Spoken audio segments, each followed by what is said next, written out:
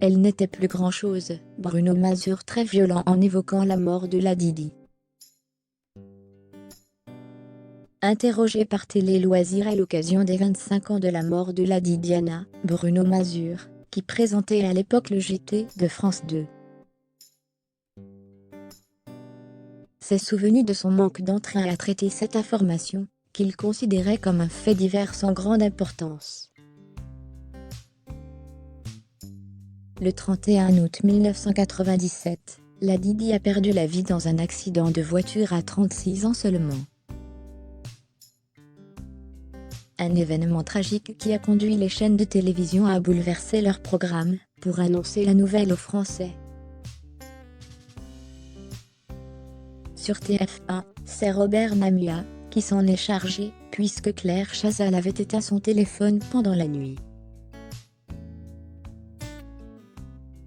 Sur France 2, Benoît Ducasne a réalisé un flash, avant que Daniel Bilalian ne prenne les commandes de 13h.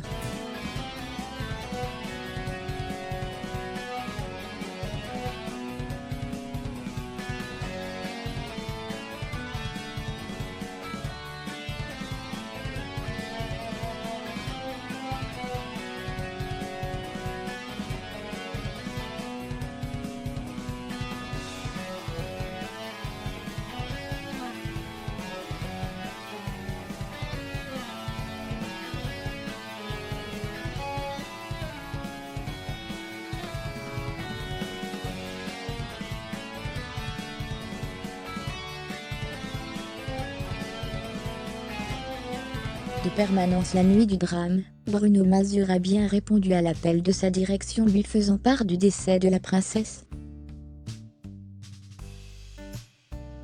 Cependant, il est passé à côté de l'importance du sujet. J'ai répondu qu'il s'agissait d'une bien triste nouvelle, et j'ai raccroché. Pour moi, il s'agissait d'un non-événement, guère plus qu'un fait divers. Diana n'était pas sur la liste de succession de la famille royale d'Angleterre.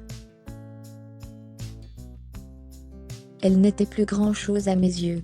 J'en ai sans doute un peu rajouté dans la mauvaise foi, a-t-il poursuivi.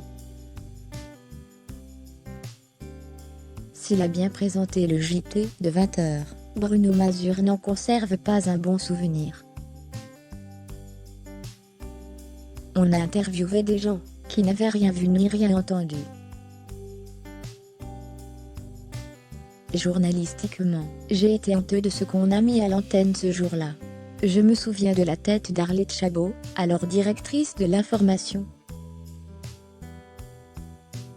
Quand je l'ai croisée dans les couloirs, elle paraissait aussi dévastée que si elle avait appris le décès d'un proche. J'ai trouvé ça vraiment too much.